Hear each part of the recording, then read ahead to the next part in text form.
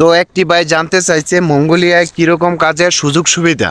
তো ভাইয়া, মঙ্গোলিয়া কাজের সুযোগ সুবিধা আছে, যারটা ভালো তার ভালোর কোনো শেষ নাই, আর যারটা ভালো হয় না তার খারাপের কোনো শেষ নাই। মঙ্গোলিয়ায় এমন আছে, আপনাকে বইলা পাঠাবে 8 ঘন্টা ডিউটি, $600-500 বেতন। আপনি 350 টাকা বেতন পাবেন, ডিউটি 10 ঘন্টা 12 ঘন্টাও করা লাগতে পারে। মঙ্গোলিয়ার ডিউটির কোনো শেষ নাই, কোনো কুল কিনারা নাই। এক এক কোম্পানি এক একভাবে সেটেল করে, আমি এটা শিওর করে বলতে পারবো না। আজ পর্যন্ত যতগুলো মানুষ আসছে কেউই শিওর করে বলতে পারবে না ডিউটি 8 ঘন্টা কিংবা 12 ঘন্টা। সবাই সব ধরনের ডিউটি করতেছে, এটা কোম্পানি বোঝে ভাই। এক কথায়, যেইগুলো অনেক নামি দামি কোম্পানি, ওই কোম্পানিগুলোতে সঠিকভাবে ডিউটি হয়। কিন্তু দেখা গেছে আপনাকে ক্লিনারের কাজও করাইতে পারে, আবার আপনি শেফের কাজও করবেন। মঙ্গোলিয়া যারা কাজের উদ্দেশ্যে আসবেন তাদের মাথার মধ্যে একটা কথা সেট করে আসবেন, আপনি শেফ হন কিন্তু আপনাকে ক্লিনারের কাজ করতে হবে। আপনি যে কোনো বড় ধরনের পদে আসতে পারেন, কিন্তু মঙ্গোলিয়া এইসব পদ টদ বিশ্বাস করে না। আপনারা দিয়া ক্লিনারের কাজ করাবে, আবার আপনারা দিয়া ওদের যা মন চাইবে সব ধরনের কাজ করিয়ে নেবে। এটাই হচ্ছে মঙ্গোলিয়া। মঙ্গোলিয়া আসলে অবশ্যই এই মানসিকতা নিয়ে আসতে হবে যে আপনি সব ধরনের কাজ করবেন, ওরা যা বলবে আপনাকে তাই করতে হবে। হয়তো বা একটা সময় আপনি ভালো ধরনের কাজ করবেন, কিন্তু একটা জিনিস মাথায় সেট করে আসবেন, আপনাকে যখন যে কাজ দেবে এই কাজ আপনাকে করতেই হবে। কারণ এই দেশে ধনী গরিব বলতে তত কোনো পার্থক্য নাই। যারা রঙের কাজ করে তাদেরও কিন্তু গাড়ি আছে, আবার যারা ক্লিনারের কাজ করে তাদেরও কিন্তু গাড়ি আছে। তো এই দেশে কিন্তু এই জিনিসটা নাই যে আপনি বড় লোক আর ওই গরিব, মানে এক কথায় মালিকের আন্ডারেও মালিককে কেউ সম্মান করে না। তো অতটুকুই সম্মান করে যতটুকু আপনি মানুষ হিসাবে। বাংলাদেশে যে আলাদা একটা প্রায়োরিটি দেয়, এই ধরনের কোনো সম্মান করে না। কিছু কিছু কালচার আছে একদম ডিফারেন্স। সো আপনাকে ওই কালচারের সাথে নিজেকে মানিয়ে নিতে হবে। তবে হ্যাঁ, একটা কথা মাথায় রাখবেন, যদি কোনো কোম্পানি বলে 8 ঘন্টা ডিউটি, আবার কোনো কোম্পানি বলে 10 ঘন্টা ডিউটি, 12 ঘন্টা ডিউটি, এই বিষয়টা শুধু আপনি এজেন্সির সাথে মিটমাট করে আসতে পারেন। এইখানে আইসা তত কিছু লাভ করতে পারবেন না যে এইখানে আপনি আন্দোলন করবেন কিংবা প্রতিবাদ করবেন তাহলে আপনাকে দেশে পাঠিয়ে দেবে। সুতরাং এজেন্সির সাথে কথা বলে বিস্তারিত জেনে বুঝে তারপরে আসুন। আর একটা কথা হচ্ছে, কাজের মধ্যে হয়তো বা 1 ঘন্টা আপনাকে বেশি করাবে, এটা নিয়ে যদি আপনি মন্তব্য করেন তাহলে আপনার জন্য বিদেশ না, বিদেশ বড় কঠিন জায়গা, অনেক কঠিন। আমি মুখ দিয়ে বললে আপনারা বুঝবেন না, যখন আসবেন কাজ করবেন নিজে উপলব্ধি হবেন তখন বুঝতে পারেন যে বিদেশ কতটা কঠিন। এখানে সব কিছুই আপনাকে সহ্য করতে হবে। সুতরাং ওই ধরনের মন মানসিকতারও প্রয়োজন আছে। আপনার 8 ঘন্টার কথা বলছে আর 9 ঘন্টা ডিউটি করাইতেছে, এটার জন্য আপনি প্রতিবাদ করতে পারবেন না।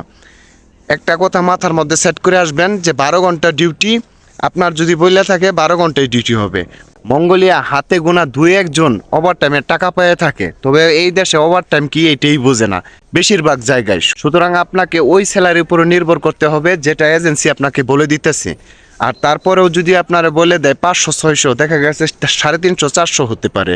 তো আপনি যখন কন্ট্রাক্ট পেপারে সাইন করবেন অবশ্যই স্যালারিটা দেখে নেবেন। আর বাংলাদেশের কন্ট্রাক্ট পেপার মঙ্গোলিয়া চলে না। মঙ্গোলিয়া আসার পরে নতুন করে আপনার সাথে একটা কন্ট্রাক্ট করবে, আর সেইখানে আপনার স্যালারিটা উল্লেখ করা থাকবে। সুতরাং ওই সিগনেচার দেওয়ার আগে অবশ্যই জেনে বুঝে সিগনেচার দিবেন।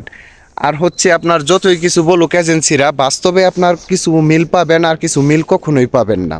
আর বিদেশ বড় কঠিন জায়গায়, এই জিনিসটা মাথায় যদি সেট করে আসতে পারেন তাহলে কোনো সমস্যা নাই। আর কাজের সুযোগ সুবিধা যদি একবার ভালো করে গুছাই নিতে পারেন, অনেকে ভালো আছে, অনেকে অনেক কষ্টে আছে। তো প্রতিটা দেশে এরকম, মঙ্গোলিয়ায় যে আসলে আপনি অনেক সুযোগ সুবিধা পাবেন, অনেক কিছু প্রায়োরিটি পাবেন এমনটা না। তবে কিছু কিছু জায়গায় অনেক ভালো কিছু পাইতেছে, ভালো কিছু আছে। তো সব মিলে ভালো খারাপ মিলে হচ্ছে মঙ্গোলিয়া। শুধু তাই না, আমি বিভিন্ন দেশ ঘুরছি, বিভিন্ন দেশ ঘোরার মধ্যে একটা জিনিস বুঝতে পারছি, মঙ্গোলিয়ার স্যালারিটা তুলনামূলকভাবে মিডল ইস্টের যে অন্য অন্য দেশগুলো আছে সেই দেশগুলো থেকে একটু ভালো। তার কারণে আমাদেরকে একটু কষ্ট হলেও কাজ করতে হয়। আইসা পড়ছি, না করেও কিছু উপায় নাই। সুতরাং আসার আগে মাথার মধ্যে এই সেটগুলো করে নেবেন যে আপনাকে 10 ঘন্টা বললে 12 ঘন্টা ধরবেন, 8 ঘন্টা বললে 10 ঘন্টা ধরবেন। আইসা যদি কম পান তাহলে আলহামদুলিল্লাহ ভালো, কিন্তু আগেই যদি সেট আপ করে আসেন মাথার মধ্যে হ্যাঁ আমি 8 ঘন্টা ডিউটি করব, এমনটা কখনো আদৌ সম্ভব না। সুতরাং আগে নিজেকে আপনি প্রস্তুত করেন, ওইভাবে মন মানসিকতা ওইভাবে সৃষ্টি করেন যে না আমি কাজ করবো, জিদ করে এলেও কাজ করতে হবে। 1 বছর 2 বছর যখন আপনি পুরান হয়ে যাবেন তখন আপনি সুখ পাবেন। সেই বাইকে আজ পর্যন্ত কেউ সুখ পায় নাই। সুতরাং আসার আগে ভালো করে চিন্তা করবেন এবং কি মন মানসিকতা এমন করবেন যে না আমি কাজ করব, আমি যে টাকা দিয়ে আসছি টাকাগুলো তুলবো, তাহলে সব কিছু ঠিক আছে। আর এই দেশে প্রচুর পরিমাণ শীত, আমার পূর্বে অনেক ভিডিওতে দেখছেন, সেই ভিডিওগুলো ভালো করে দেখবেন, তাহলে আপনারা বুঝতে পারবেন যে এই শীতের মধ্যে আপনি টিকতে পারবেন কি না।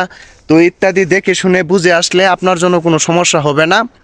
আর সুযোগ সুবিধা বলতে এতটুকুই, আপনি ভালো দুনিয়া ভালো, আপনি খারাপ দুনিয়া খারাপ। দেখেন অনেক বস আছে, ওই বসগুলো দেখা গেছে আপনার কথায় এক কথায় দুই কথায় রাগারাগি হয়ে গায়ে হাত তুলে ফেলছে। এখন যদি এটা নিয়ে কান্নাকাটি করেন, ভিডিও করেন, দেশে ছাড়েন, তাহলে নিজের সম্মান নিজে নষ্ট করলেন। বিদেশ মানেই কষ্ট, সুতরাং আপনাকে অনেক কিছু সহ্য করতে হবে। এইরকম একটা মন মানসিকতা নিয়ে আসেন যে না, আমি একটা যুদ্ধ করতে যাইতেছি 2-3 বছরের জন্য, এই যুদ্ধে আমি জয় হব, তাহলে আপনার অনেক কিছু মেনে চলতে হবে। আবার অনেক ধরনের সমস্যা আপনার সামনে পড়বে। আপনি শিক্ষিত মানুষ, সেক্ষেত্রে আইসা হেরে আপনি এমন একটা কাজ পাইছেন, এই কাজ আপনার সাথে যায় না, কিন্তু ভাই বিদেশ বাড়ি সব কিছু করতে হইব। এইগুলো মেনে বুঝে তারপরে যদি আপনি থাকতে পারেন, তাহলে আপনার জন্য বিদেশ, তাহলে আপনি আসেন, ওয়েলকাম, আপনি ভালো কিছু করতে পারবেন। আর যদি এইগুলো আপনি না মানতে পারেন, আপনার রিগও অনেক বেশি হয়, রাগ শরীরে বেশি থাকে, তাহলে আপনার জন্য বিদেশ না ভাই, আপনি আইসেন না। তো ভাই এই হচ্ছে সুযোগ সুবিধা অসুবিধা, যতটুকু সম্ভব আমি তুলে ধরার চেষ্টা করছি। সবাই ভালো থাকবেন, আজকে এই পর্যন্তই, আল্লাহ হাফেজ, দেখা হবে নতুন কোনো ভিডিওতে।